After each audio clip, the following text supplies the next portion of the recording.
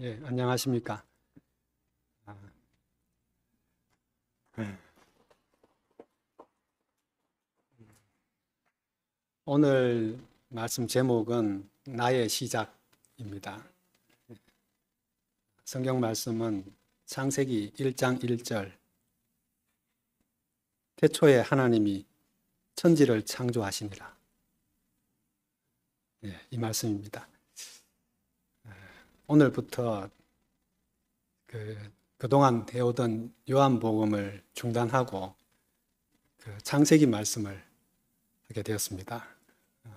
며칠 전에 성윤 누님이 전화를 주셔가지고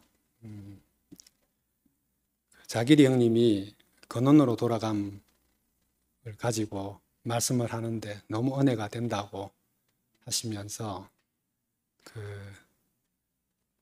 근원으로 돌아감 5권 그 뒤에 나온 시작의 길이라는 책이 또 5권 나왔습니다. 오늘 제가 1권 나의 시작 이 책을 가지고 왔는데요. 누님이 요즘 목사님이 안 계시는 빈집에서 이 책을 읽으시면서 목사님과 함께 있는 것 같다고 너무 이렇게 감격하시고 은혜가 너무 밀려온다고 전화를 주셨어요. 그래서 진이도 직장 생활하고 요한복음을 혼자 그걸 개척하는 게 너무 힘들고 고생이 많을 것 같다 하시면서 그러지 말고 목사님이 하신 창세기를 하면은 목사님의 그 구속의 복음이 더 분명해지고 목사님 마음을 우리가 더 깊이 알 수 있을 것 같다고 누님이 이 말씀을 꼭 듣고 싶다고 그렇게 하셔가지고 제가 저야 어떤 걸 하더라도 어차피 우리가 구속의 복음밖에 할 말이 없고 십자가에서 내려오지 못하고 죽은 예수 이분만을 우리가 지금 증거하는 거니까 제가 누님에게 네 누님 그렇게 하겠습니다. 그렇게 말씀드렸습니다. 그러면서 목사님이 주의 손에 이끌려 그 책에 쓰신 그 이야기가 생각이 났습니다. 목사님이 대구로 갈 줄은 전혀 몰랐을 때 CCC에서 김중권 목사님이 뜻밖의 이 목사님 대구로 좀 가셔야 되겠습니다. 불러서 그렇게 말씀하셨을 때 깜짝 놀라셨지만 그래도 하나님께서 지금 저에게 말씀하신다면 김중권 목사님 통해서 말씀하시지 않겠습니까? 제가 그렇게 하겠습니다. 바로 그 자리에서 그렇게 목사님이 대답을 하셨는데 김종건 목사님이 이 목사님 큰 복을 받으시겠습니다. 그렇게 축복을 하셨다고 주의 손에 이끌려 나오는 그 이야기가 생각이 났습니다. 그리고 저에게 제가 목사님께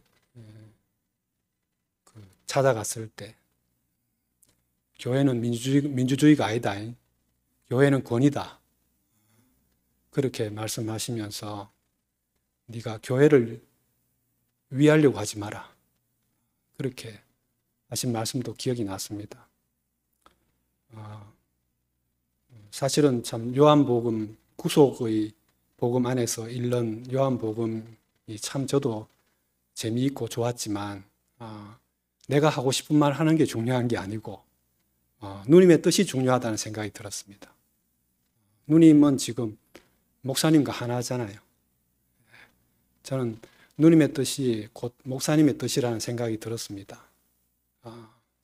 지금 현재적으로 하나님은 우리 앞에 계시는 목사님을 통해서 우리에게 말씀하고 계시고 목사님 지금 한 달 벌써 돼갑니다. 3월 26일 날 입원하셔가지고 이제 4주차 들어갑니다.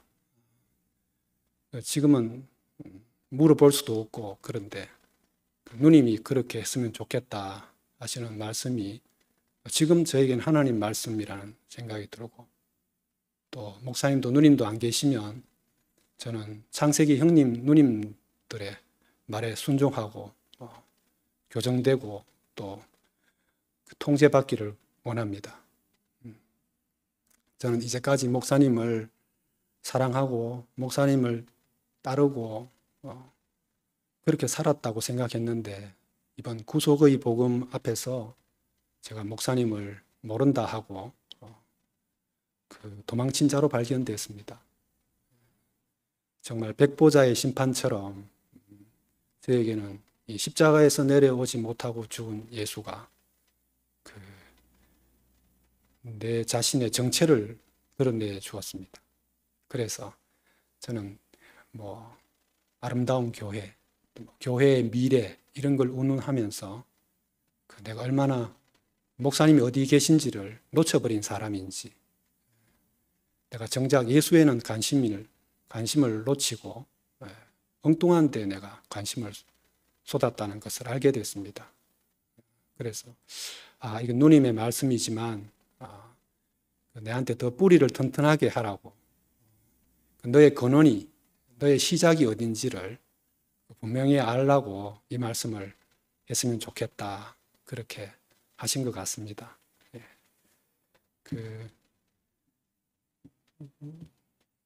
책이 참, 저도 그래서 며칠 전에 샀습니다. 5권을. 다음 주부터 형제 자매님들도 다 이거 한 권씩 한 달락씩 나가려고 합니다. 토요일마다. 같이 읽고 오시면 훨씬 더 우리가 교제가 풍성해질 것 같습니다. 누님이 아마 이걸로 텍스트로 해서 나가면은 저도 좀 무리가 덜 될 것 같다, 그런 참 엄마 같은 마음도 그렇게 저한테 보여주셔가지고 제가 너무 감사했습니다. 사실 이 청년부 오후 3시, 토요일 오후 3시 이 모임은 원래는 없던 모임이었다고 알고 있습니다. 우리 청년부 형제 자매님들이 사실 이 모임의 주인이신데요. 지금은 청년부가 아니고 전 교회 형제 자매들 모두의 집회가 됐습니다. 그렇지만 출발은 제가 알기로는 우리 청년부 토요 저녁 집회에서 창세기 출애굽기 이렇게 해 나가다가 출애굽기가 끝날 즈음에 우리 후남 자매, 유후남 자매하고 선미 두 자매가, 한철이하고 이렇게 세 명이 목사님 댁에 찾아갔다고 합니다. 그래서 출애굽기가 끝나는데 다음에 목사님 뭘 하면 좋겠습니까? 이렇게 여쭈어봤는데 목사님이 창세기가 중요한데 그렇게 말씀하시면서 특히 창세기 1장, 2장 그 두 장이 지금 감추어져 버렸다. 거기에 예수가 구속한 그 참 사람이 거기에서 시작됐는데 사탄이 그 1장, 2장을 덮어버렸다. 그래서 사실은 모든 게 창세기 1장, 2장에 다 있는데 그걸 지금 신학자들까지도 신하라고 해버리고, 그래서 이 시작이 희미해져 가지고 모든 문제가 생겼다, 이렇게 말씀하시면서 이제 이 후남이하고 선미는 시작만 목사님이 상징적으로 이제 창세기 첫 말씀을 해주시면은, 그때 목사님이 또 2019년 11월 30일이었습니다. 2019년 11월 30일. 그때 목사님이 몸 상태가 굉장히 안 좋으셨는데, 그래서 두 자매는 첫 번째 말씀만 좀 해주십사 하고 찾아갔는데 목사님이 1장, 2장은 너무 중요하기 때문에 내가 해야 되겠다, 그렇게 말씀하셨다고 합니다. 그러면서 이제 목사님이 조금씩 건강도 좋아지시고 해서 이제 창세기를 끝까지 하신 겁니다. 너무 놀랍지 않습니까? 그렇게 해서 토요일 날 3시에 창세기 특강이 창세기 말씀이 시작됐고 그리고 출애굽기를 조금 하다가 지금 목사님이 지금 병원에 가시게 되고 말씀을 못하게 돼서 제가 작년부터 이렇게 쭉 하게 된 것 같습니다. 하여튼 그날 목사님께 찾아가서 부탁한 우리 후남이 선미 자매에게 너무 감사하고 또 이 모임을 지켜주신 청년부 형제 자매들에게도 이 자리를 빌어서 감사드립니다. 안 그랬으면 이 구속의 복음이 우리한테 이렇게 분명하게 선포되었겠나.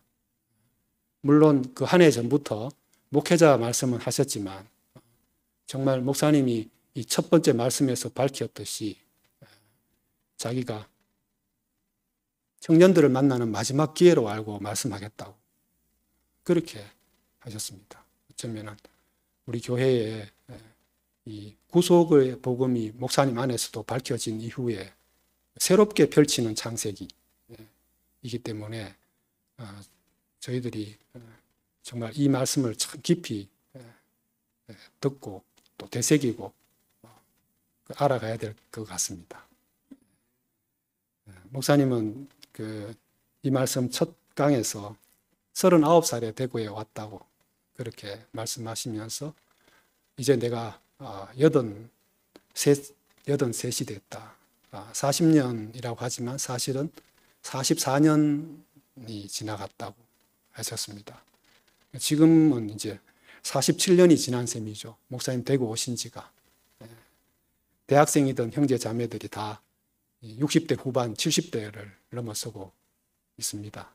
그런데 이 형제들이 처음부터 자신을 따라오기를 말씀 때문에 따라왔다고 그렇게 하셨습니다.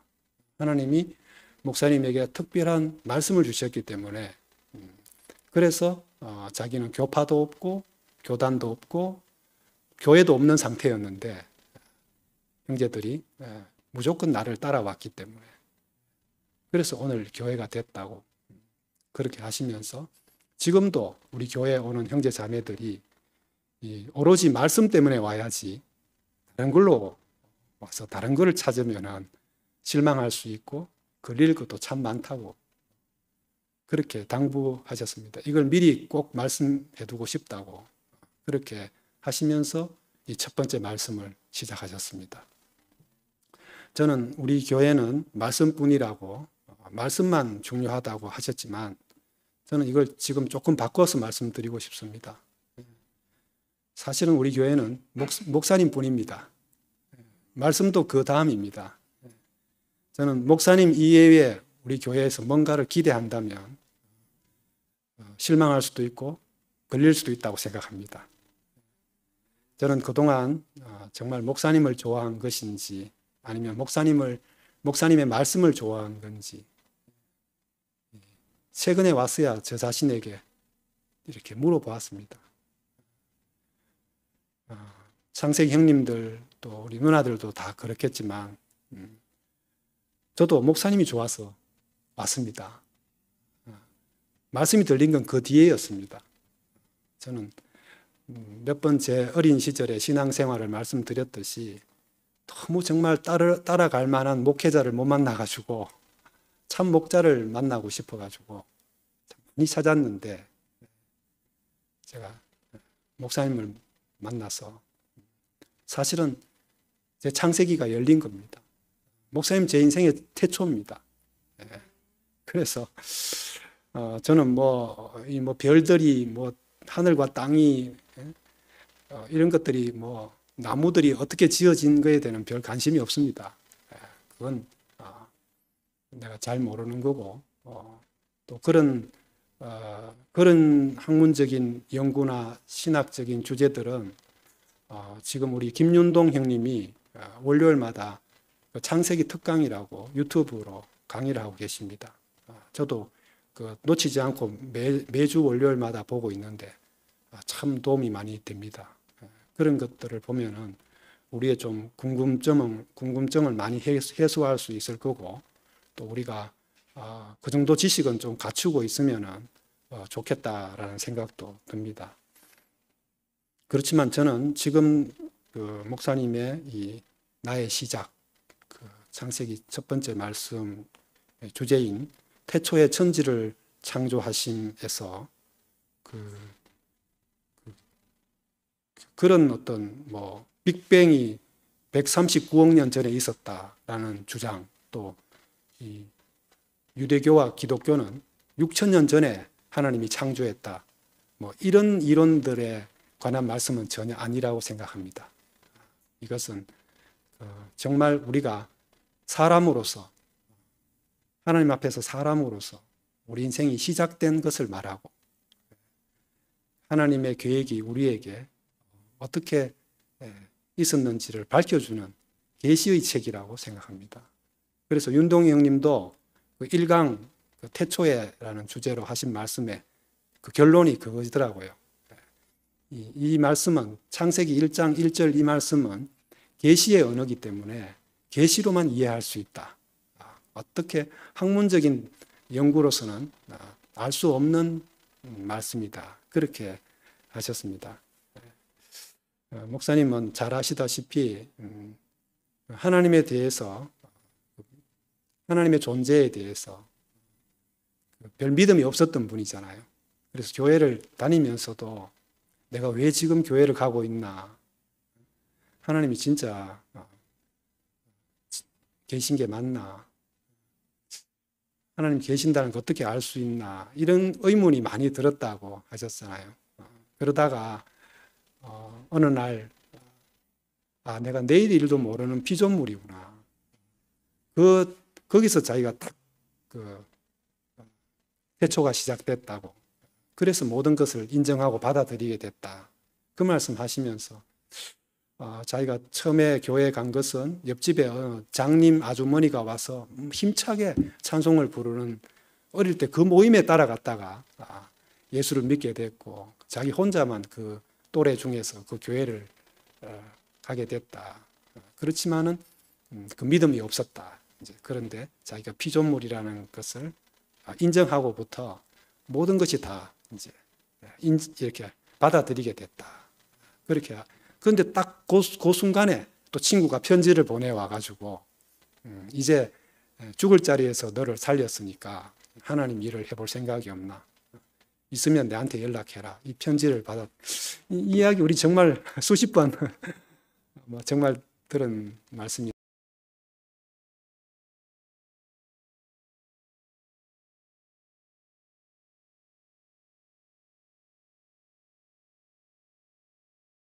면에서 철학자 같아요. 사실 철학을 전공한 저보다 훨씬 더 철학적이고, 저는 사실 그런 질문이 없었습니다. 너무 어릴 때부터 기독교 가정에서 이렇게 세뇌를 당해가지고 당연하게 받아들이고, 그걸 더 확고하게 믿음을 못 가지느냐, 왜 더 못 가지냐, 이 문제였지, 그것을 의심해보고 그러지는 못했습니다. 그러다가 이제 대학에 와서 제가 종교형을 이제 아브라함으로 종교형을 만나게 되면서 그때 이제 우리 대학원 박사과정에 선배가 네 명이 있었는데, 그 네 명이 우리 대학교 1학년 신입생 20명, 30명 그 네 그룹으로 나눠가지고 이제 그 그룹 스터디를 독일어 원서 그 스터디를 하게 됐는데, 제가 종교형 그룹에 속한 거죠. 전 정말 행운이라고 생각합니다. 그때 만약에 다른 선배님 그룹에 들어갔다면 오늘 이 자리에 제가 있겠나. 정말 그때 종교형을 만난 것이 제 인생에 정말 마치 목사님이 친구 편지 받은 것처럼 저를 한 세계에서 저를 이렇게 끌어내는 부르심이었구나. 그런 생각이 듭니다.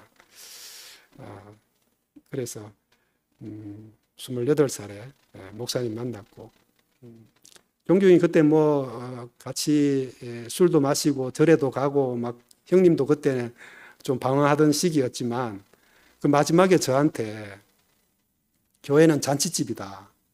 너 교회 가서 거기가 제사 지내는 데인지 혼인 잔치를 하는 데인지 한번 살펴봐라. 그 말 한마디가 저한테 이상하게 제 가슴에 박혔습니다. 그래서 목사님 만나러 28살에 오게 됐고, 목사님 정말 저한테는 새로운 세계였고,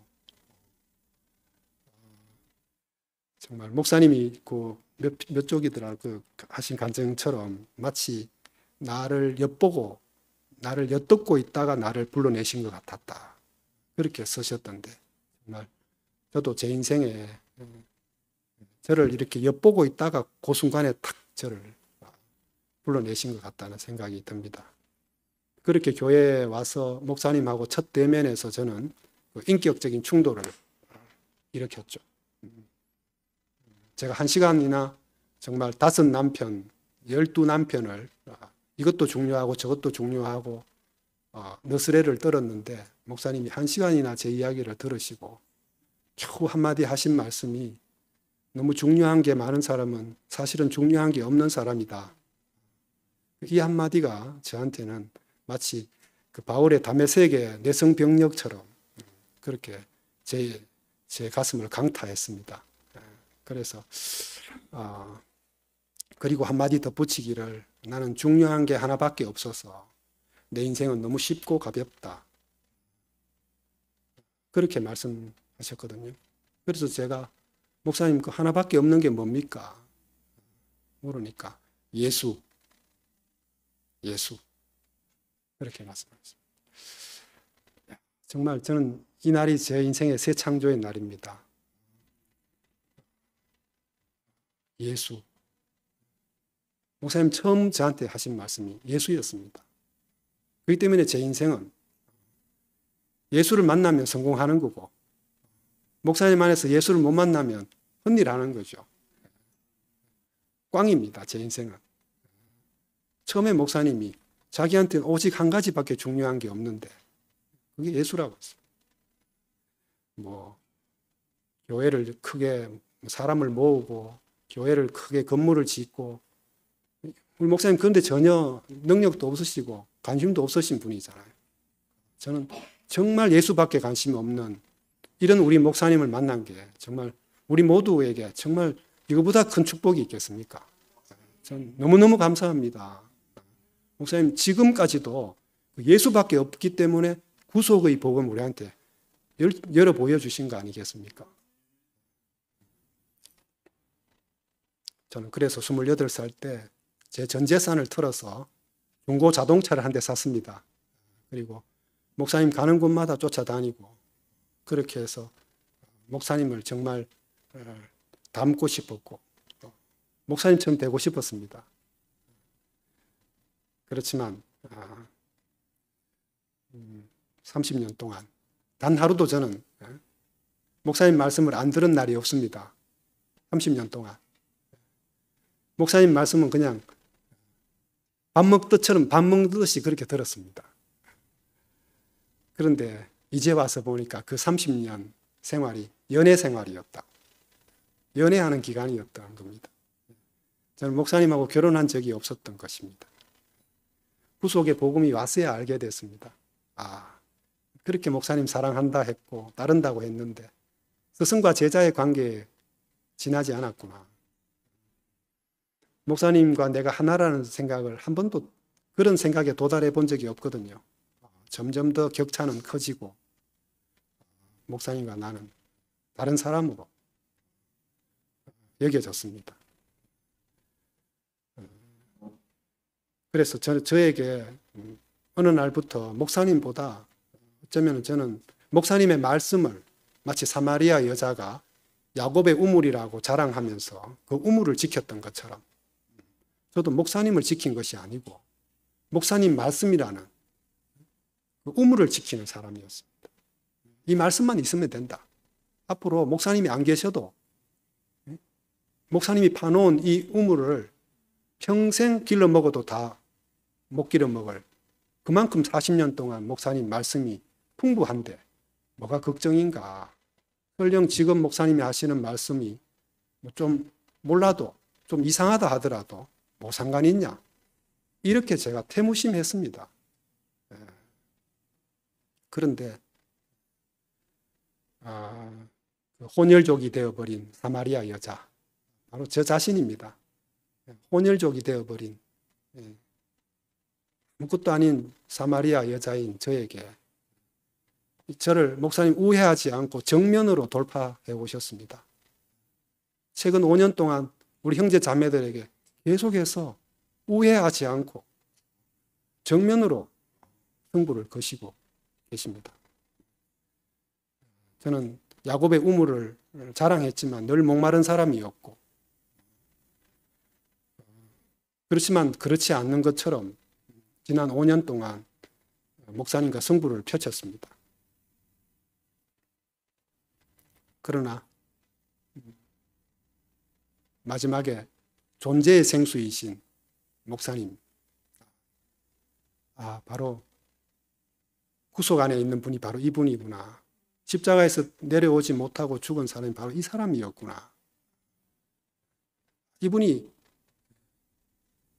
내 목마름을 완전히 끝내주시고 내 안에 있는 이 반석, 십자가에서 죽은 예수, 십자가에서 죽은 예수가 아니고 내려올 수 없어서 죽은 예수, 이것이 우리 안에서 영원히 샘솟는 마르지 않는 생수라는 것을 저는 그 목사님을 다시 만나게 됐습니다. 이분이었구나. 내가 처음부터 이분을 따라온 것이었구나. 그것을 이 구속에 대해서 선포하고 말하면서 점점 더 깊이 알게 됐습니다. 그래서 저는 이제 제가 갖고 있던 두레박과 물동이를 던져버리게 됐습니다. 더 이상 야곱의 우물에서 물을 떠다 마시지 않아도 되는, 우리 안에서 그 사람을 보기만 하면 놋뱀이신 십자가에서 내려오지 못하고 죽은 예수만 바라보기만 하면 바로 즉시 우리 안에서 생수가 터져 나오는 그런 삶을 경험하고 있습니다. 그렇기 때문에 저는 너에게 태초가 언제냐라고 묻는다면 구속의 복음이 온 날이 나의 태초다, 이렇게 말씀드리고 싶습니다. 십자가에서 내려오지 못하고 죽은 예수로 너를 지었다. 이것이 창세기 1장 1절이 되었습니다. 저는 평생 예수를 믿었지만 십자가에서 내려오지 못하고 죽은 예수는 거들떠 보지 않았습니다. 예수의 제자들처럼 저도 이 말씀을 하는 목사님을 버리고 도망친 사람입니다. 참 성경은 신기한 것 같습니다. 위대한 말씀을 적어 놓은 게 아니고 하나님을 만난 사람, 예수를 만난 사람은 누구나 똑같이 겪게 되는 이야기를 적어 놓았기 때문에 저는 이 성경이 진실이라고 생각합니다. 하나님 말씀이 아닐 수 없습니다. 우리 지난 수요일 날 우리 이용순 누나가 대리라는 제목을 가지고 말씀을 하셨는데요. 정말 감동이었습니다. 뭔가 되기 위해서 예수와 같은 사람, 또 우리 교회에 와서는 목사님 같은 사람 되기 위해 애쓰고 땀 흘린 우리 안에 그런 시간이 얼마나 길었습니까? 그런데 저는 그날 우리 용순 누나를 보는데 나의 일이 끝난 사람이 보였습니다. 정말 그 자리에서 이제 하나님이 용순 누나를 쓰시겠구나. 그냥 뭐 전도를 안 해도 그냥 이 사람이 나다라고 말하는 게 하나님 일 아니겠습니까? 저는 우리가 무슨 일을 하는 게 아니라고 생각합니다. 하나님이 우리 어떻게 쓰실지 모르고 그래서 참 기대가 됩니다. 어쨌든 간에 내가 예수를 한 번도 만난 적이 없다라는 목사님의 고백은 정말 충격적이었습니다. 용수 누나도 그날 말씀하셨지만 그래서 우리는 예수를 어디에서 만날 것인가? 내가 예수와 하나인 자리는 어디인가? 예수는 어디 계신가? 우리 성곤이 자매가 어제 또 불금 모임에서 가을 집회 세 번째 말씀을 제목으로 말씀을 했는데 정말 이 말씀 제목이 참 중요한 것 같습니다. 지점, 우리가 예수와 만날 수 있는 지점. 해리포터가 호그와트 역에서 9와 4분의 3 그 정거장에서 새로운 세계로 탁 들어가는 것처럼 우리가 그 정확한 지점을 목사님이 십자가에서 내려오지 못하고 죽은 예수에게서 밝혀놓으셨잖아요. 그래서 목사님이 이걸 먼저 보셨고 이제 우리가 보게 됐습니다. 지금 보고 있습니다. 온갖 기적과 이사와 아름다운 인격에서는 우리는 정말 예수님은 고작하고 목사님하고도 만나기 어렵습니다. 정말 우리 창세기 형님들 그런 자리에서는 저희들 정말 따라가기 어렵습니다. 그런데 형님들이 다 목사님이 40년 동안 그게 다 나의 소유였다 이렇게 말씀하시니까 형님들도 아이고 목사님 그렇게 말씀하시면 저희들도 다 소유입니다. 우리 자기님이나 혜수님 누나나 이런 분들이 다 그게 다 미덕이었다 이렇게 고백하시는 건 정말 엄청나거든요. 우린 정말 상상할 수 없는 간증이라고 생각합니다.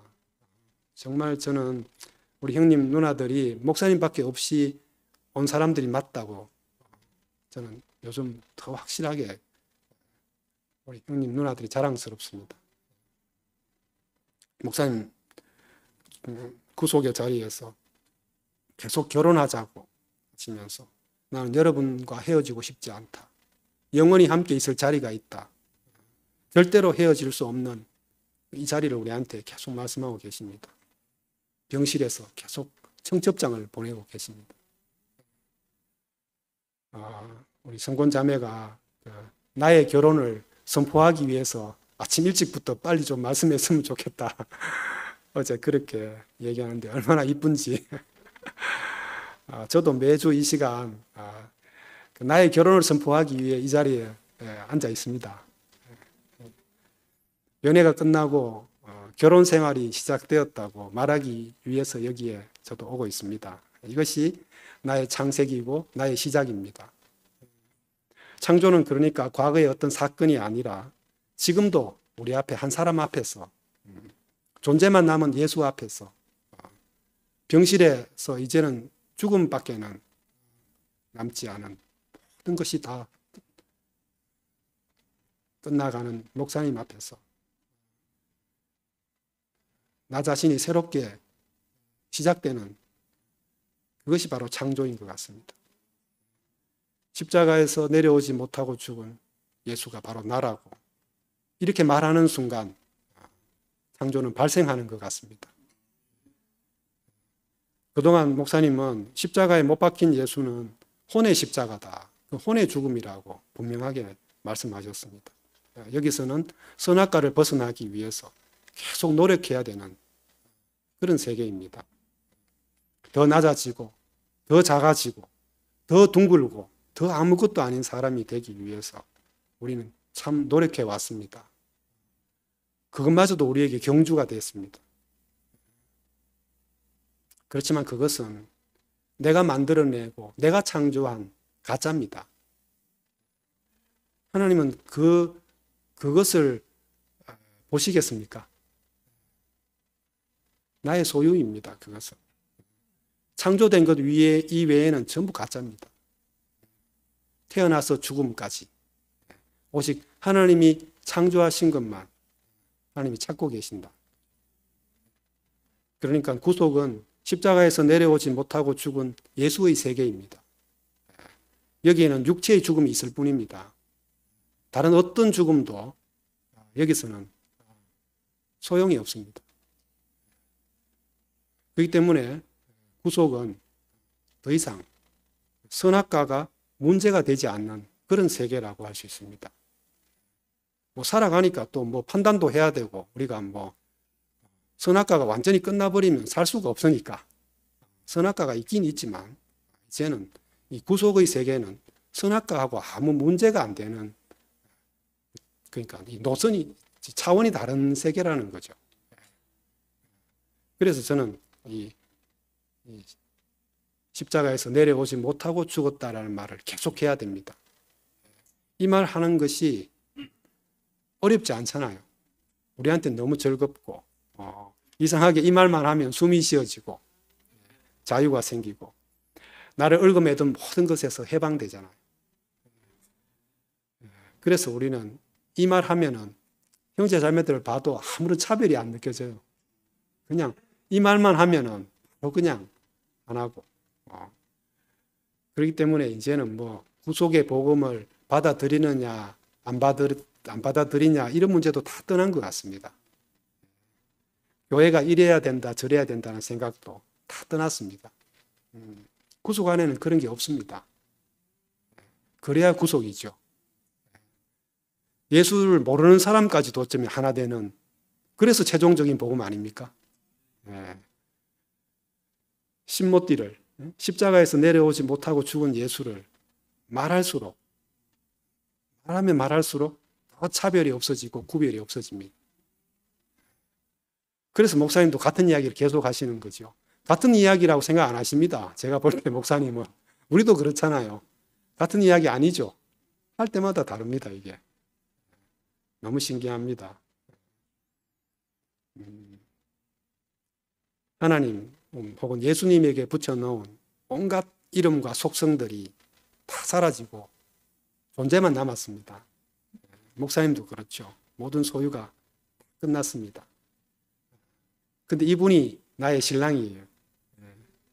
그렇기 때문에 저는 이 자리에서는 더 이상 신랑을 위해서 뭘 해야 될 일이 없습니다.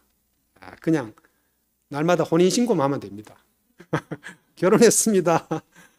그냥 그런 의미에서 우리는 지난 가을 집회가 대구교회의 어쩌면 새로운 창세기였다고 할 수 있습니다.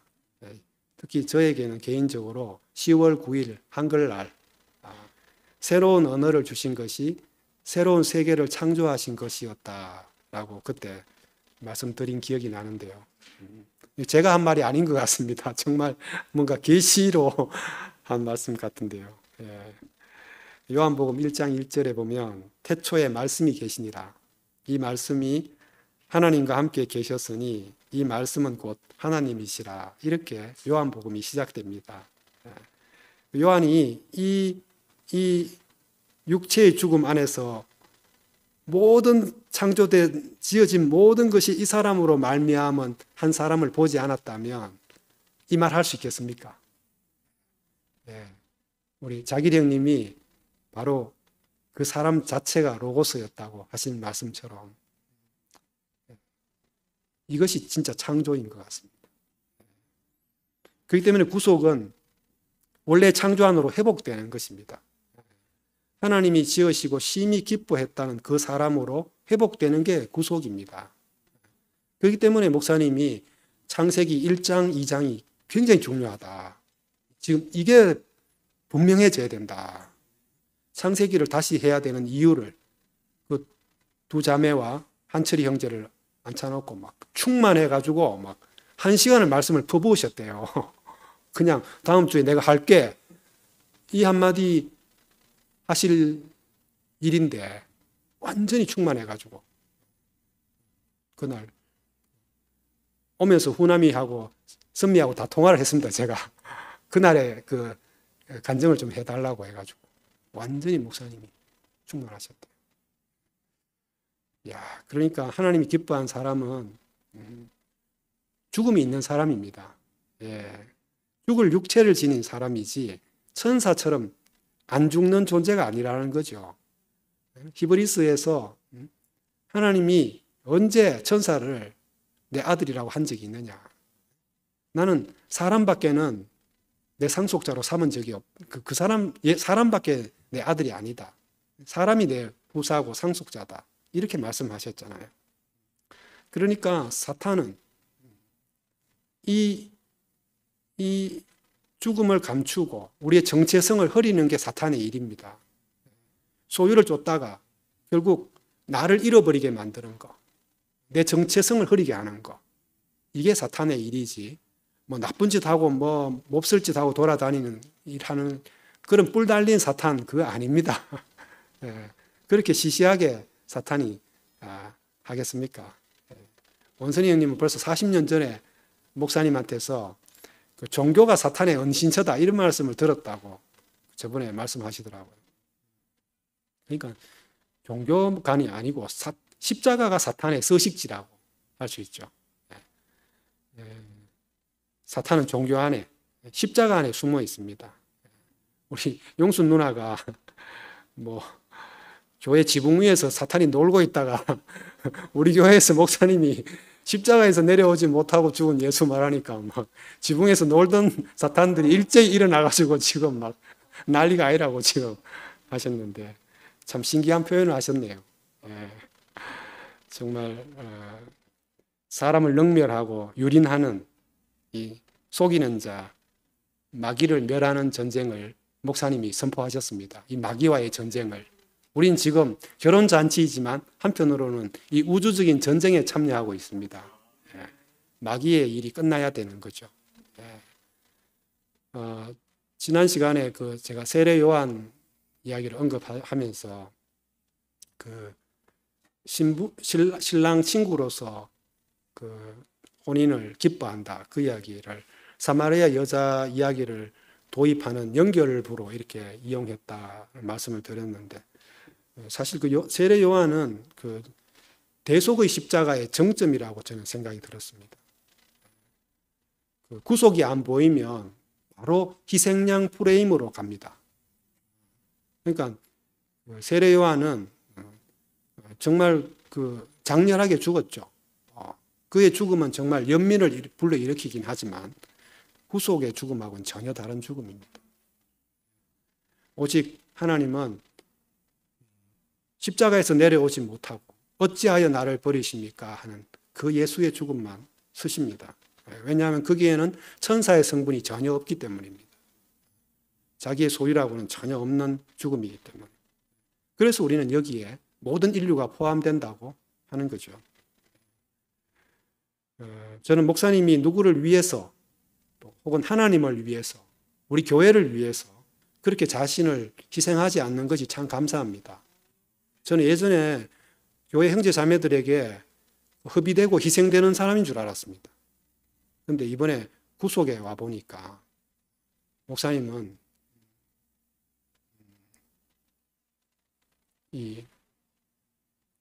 자기 사는 데밖에 관심이 없는 분이에요. 네. 절박하게. 저는 정말 최근에 와서야 목사님의 절박한 마음이 느껴집니다. 이거 아니면 45년 사역한 게 도루묵입니다, 이게. 완전히 그냥 사탄에게 그냥 갖다 바치는 거죠. 아무리 좋은 교회라도, 우리 안에 아무리 좋은 연합과 아름다운 것들이 있다 하더라도 사탄한테 다 갖다 바치는 겁니다. 바람 한번 훅 불면 날아가는 겁니다, 다. 태풍 오면 그냥 다 무너진다고, 다 날아간다고 목사님 병실에서 그렇게 지금 말씀하고 계시지 않습니까? 그렇기 때문에 저는 구속받은 사람이 구속받고 나면 이러저러해야 한다는 것도 속는 거라고 생각합니다.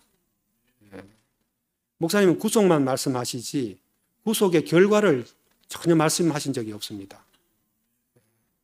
그냥 구속된 사람이 나타나기만 하면 하나님이 알아서 쓰실 거다 이렇게만 말씀하시지 구속받은 사람은 이런 모양, 이런 형태, 이 정도의 어떤 사람은 돼야 된다 이런 말씀은 전혀 하지 않습니다.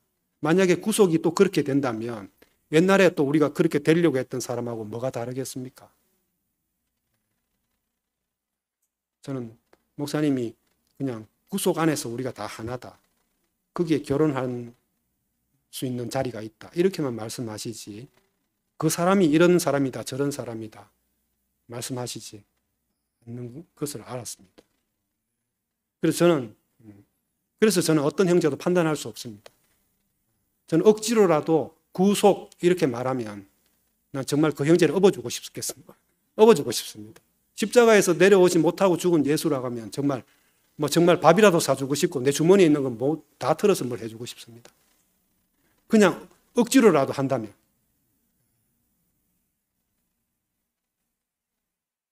기독교는 절대 사랑의 종교 아닙니다. 구속의 종교라 해야 됩니다. 구속 안에 사랑이 있는 거죠. 모든 것이 구속 안에 있습니다. 마치 최신 스마트폰 안에 뭐 전화기도 되고 MP3도 있고 녹음도 되고 또 뭐 음악도 듣고 내비게이션도 되고 그 안에 모든 기계가 총 다 들어있잖아요. 그러니까 구속 이거 하나만 알면 이 세계만 들어오면은 그 개별적인 제품을 다 안 사도 된다고요. 예. 그게 다 있다고. 근데 뭐 구속을 말하면 이런 것도 갖춰야 되고 저런 것도 갖춰야 되고 만약 이렇게 되면 이게 또 얼마나 또 세부 그 갖추려고 얼마나 힘이 들겠어요. 네. 목사님 일괄타결 그냥 구속 여기에 모든 게 다 있다. 이제까지 너희들이 가지려고 했던 거하고 비교할 수 없는 예수와 하나 되는 하나님의 배필로 바로 그 원래 창조한 심히 기뻐하는 그 사람으로 바로 회복되는 그것이 구속이라는 겁니다. 그러니까 이 구속만 확실히 알면 너무 간단하고 너무 쉽고 모든 사람이 다 사용할 수 있는 복음이라는 거죠. 저는 세례 요한이 그는 흥하여야 하겠고 나는 쇠하여야 하리라. 요한복음 3장 30절에서 그렇게 말씀했는데요. 참 지극히 겸손을 담았지만 저는 이 말은 아니라고 생각합니다. 저는 목사님이 흥하면 같이 흥하고 목사님 망하면 같이 망하고 싶습니다. 뭐 그는 흥하고 나는 쇠하고 이건 아니고요. 저는 목사님하고 한 운명이고 한 노선이고 한 생명이기 때문에 흥하면 같이 흥하고 쇠하면 같이 쇠할 것 같습니다. 내 인생은 목사님으로부터 시작했기 때문에 저는 목사님으로 마치고 싶습니다. 그 외에 저는 아무것도 중요하지 않다고 생각합니다.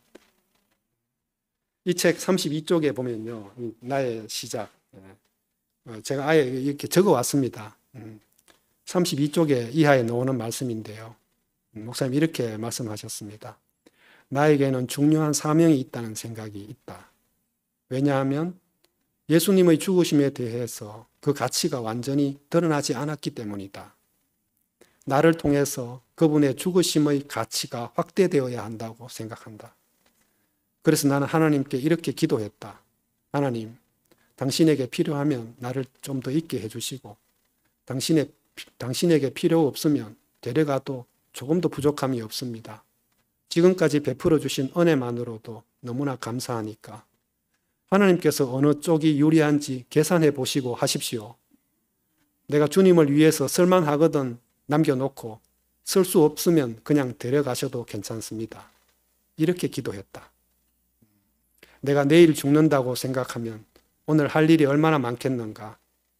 자기 앞에 중요한 일이 있는 사람은 아무것도 그릴 것이 없다.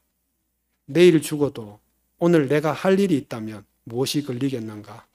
누가 걸리고 누가 꼴보기 싫겠는가? 시편 90편 보면 우리에게 우리의 나를 계수함을 가르치사 지혜의 마음을 얻게 하소서라고 했다. 무엇이 지혜겠는가? 우리에게 죽음을 주신 것이 축복이고 이 죽음을 아는 것이 지혜다. 이렇게 말씀하셨습니다. 태초에 하나님이 나를 지으셨다. 전능자가 나를 지으셨다. 정말 이 한 구절 가지고도 우리는 평생을 말할 수 있습니다. 창세기 1장 1절이 있어야 이 말씀이 내 말씀으로 들려져야지 성경에 있는 모든 말씀이 알아지는 것입니다. 하나님 말씀은 그러니까 선포입니다. 구속도 그렇습니다. 이건 선포입니다. 뭐 이해시키고 하는 그런 문제가 아닌 것 같습니다. 목사님 우리에게 물어보지도 않고 선포하신 말씀입니다. 우리가 다 잠잘 때 목사님이 이 세계를 먼저 보시고 계속해서 선포하셨습니다. 그러니까 이 말씀은 어느 날 내한테 들리고 보여져야 되는 문제지 어떻게 뭐 사람 힘으로 할 수가 없는 것 같습니다.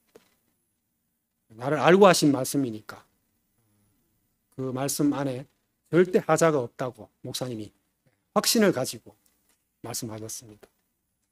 로마서 11장 29절에 하나님의 부르심에는 후회함이 없다고 했습니다. 사람도 하물며 누구를 부를 때 그냥 부를 사람이 있겠습니까? 하나님이 우리를 부르실 때 그냥 재미로 불렀겠습니까? 하나님이 대국교회까지 우리를 이끄시면서 그냥 백지, 경상도 말로 백지 그냥 불렀겠습니까? 네. 네. 정말 그래서 우리는 창세기 1장 1절이 있다는 게 얼마나 감사한지 모르겠습니다. 전능자가, 태초에 전능자가 나를 지으셨다. 그리고 구속 안에서 새로운 시작을 알게 하신 것이 이보다 더 큰 축복이 없다고 생각합니다. 그래서 목사님은 우리 교회에 온 모든 형제 자매들이 이 축복을 가지고 산다면 여러분 인생은 얼마나 행복하겠는지 생각해 보세요. 이것 자체가 축복이니까 하나님이 아무것도 안 주셔도 상관없지 않습니까? 목사님 이렇게 말씀하셨네요. 그러니까 지금에 와서 보니까 구속이 창조네요. 구속 따로 창조 따로가 아니고 구속이 새 창조이고 우리가 새 피조물이니까 하나님이 다시 사람을 쓰실 수 있게 되었으니까 이게 진짜 창조를 회복하는 거고, 그러니까 우리가 이전에 아무리 좋았던 교회 생활도 구속의 복음을 몰랐던 시기는 2000년에 속합니다. 2000년. 지나간 2000년.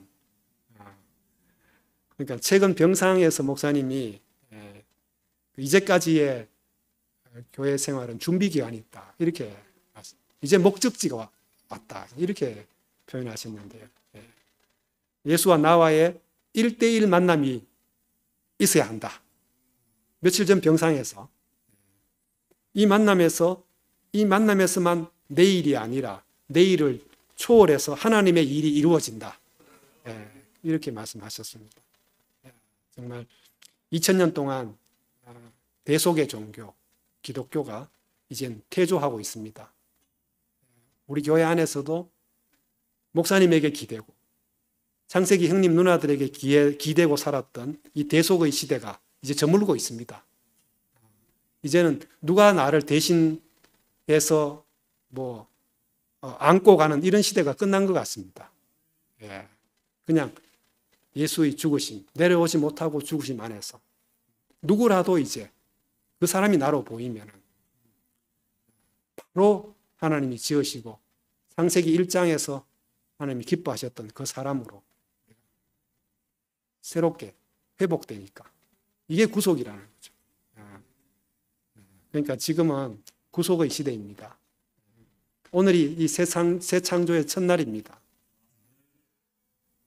요한복음 1장 2절 또 3절에 그가 태초에 하나님과 함께 계셨고 만물이 그로 말미암아 지은 바 되었으니 지은 것이 하나도 그가 없이는 된 것이 없느니라 했습니다. 처음부터 사람은 하나님의 배필로, 창세기 2장에 나오겠지만 처음부터 하나님의 배필로 지어졌습니다. 그런데 사탄이 사람을 속여서 죽는 존재인 것을, 죽음이 있는 것을 부끄럽게 여기고 죽음이 없는 천사를 부러워하고 내 정체성을, 내 직분을 팔아먹을 수밖에 없도록 그렇게 우리를 유린한 것입니다.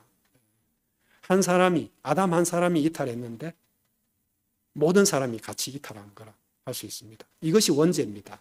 특별히 나쁜 짓 해가지고 원죄가 아니고 위치 이탈, 이게 원죄라고 말씀하시니까 참 모든 게 너무 가벼워지고 또 한 사람으로 우리를 완전히 위치를 회복시켜 주시니까 이 구속이 오지 않으면 우리가 어떻게 원죄로부터 벗어날 수 있겠습니까?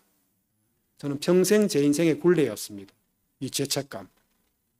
어려서부터 도덕적으로도 살기 어려운데 율법까지 짊어지고 내가 어릴 때부터 무슨 잘못을 그렇게 많이 해가지고 정말 늘 땅만 보고 다녔던 것 같습니다. 늘 기도만 하면 회개기도, 1시간 기도하면 50분이 회개기도입니다. 그러니까 참 하나님도 지긋지긋해 하셨을 것 같습니다. 됐다 고마해라 이제 뭐 맨날 니는 회개만 하노. 니 온전한데 왜 자꾸 니 잘못됐다고 생각하노. 얼마나 사탄한테 우리가 유린당했습니까? 저는 참 초등학교도 가기 전에 옛날 우리 교회의 그 차가운 마룻바닥이 제 몸에 기억되어 있거든요. 그 쪼매난 고사리 손으로 꿇어 앉아가지고 뭐 그리 잘못했다고 엄마가 울길래 따라 울고 그런 생활을 했단 말이죠. 얼마나 우리가 참 속았습니까?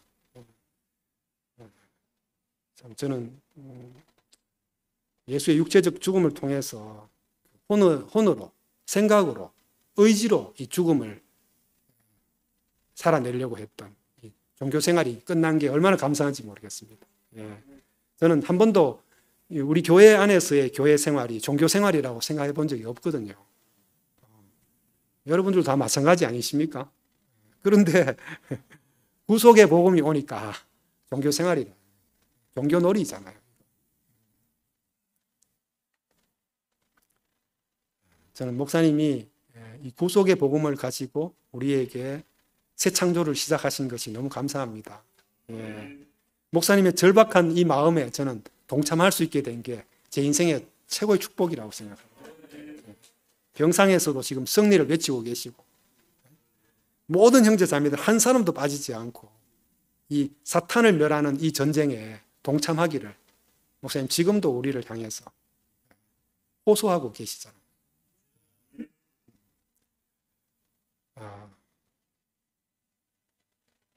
너는 교회를 위하지 말라. 맞습니다. 제가 어떻게 교회를 위할 수 있겠습니까? 제가 교회를 지킬 수 있겠습니까? 누가 교회를 지킬 수 있겠습니까? 지켜지는 게 교회는 아닌 것 같습니다. 교회는 지킬 수 없습니다. 그냥 우리가 구속의 자리에 와야지 교회가 되는 거지. 기독교는 교회를 지키려고 하다가 얼마나 많은 사람을 죽였습니까?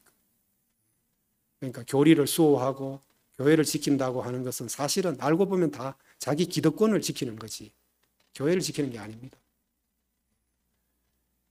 기독교는 2000년 동안 십자가의 종교라고 스스로를 표방해 왔지만 사실은 부활의 종교였습니다. 예수 자신보다는 기적과 이사, 병 고치고 문제 해결의 종교가 되고 말았습니다. 문제 해결에는 참 많은 문제가 있죠. 그렇지만 가장 큰 문제는 결국 죽음입니다. 이 죽음을 해결해 주겠다고 나왔기 때문에 기독교는 거대한 종교가 되었습니다. 그렇지만 거대한 종교가 되는 대가로 예수가 우리와 별개의 존재가 되고 말았습니다. 너무 비싼 대가를 치렀습니다. 예수가 우리한테서 사라져 버렸습니다. 그래서 예수 없는 기독교, 그리스도 없는 교회가 되고 말았습니다. 어디 밖에 있는 다른 교회를 말하겠습니까? 목사님이 이 말씀을 밖에 있는 기독교인들 들으라고 하시겠습니까? 저는 아니라고 생각합니다. 제가 그랬다는 생각이 들거든요.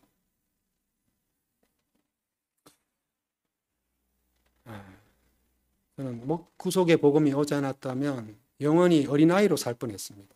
피터팬처럼. 누가 나를 더 온전하게 받아주나? 이 형님이, 이 누나가 내가 따를 만한 주님인가?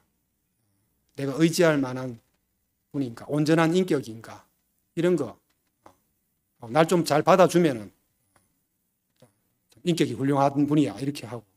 좀 안 받아주면 창세기지만 인격이 안 됐어. 이렇게 하고. 참. 목사님이 마침내 딱딱한 음식 구속을 딱 말씀하시니까 왜 이런 걸 주냐고. 부드러운 거 주세요. 못 먹겠어요. 막 내뱉어 버리고 막 땡깡 부리고 막. 저는 이런 사람으로 제 자신이 발견이 돼요. 정말 30년 교회 생활하면서도 계속 엉석바지로 계속 그냥 받아주세요. 내 문제 이야기 들어주세요. 옛날에 안 그랬잖아요. 지금 왜 자꾸. 그러니까 정말 어리광 부리다가 그냥 머리가 희끗희끗 저도 내년에 60인데 전부 나를 위한 교회 생활이었던 것 같습니다. 목사님이 나의 일 아니고 하나님의 일이 시작돼야 된다 하시는데 정신이 번쩍 들더라고요. 야, 정말 내가 이때까지 전부 나를 위한 교회 생활이었구나. 그런 생각이 듭니다. 물론 저는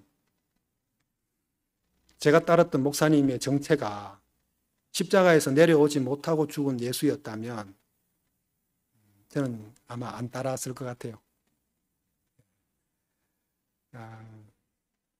그래서 저는 참 감사하고 싶습니다. 목사님이 또 우리 형님 누나들이 저를 받아주고 기다려주고 그 긴 시간 동안 양식을 공급해 준 것이 너무너무 감사합니다.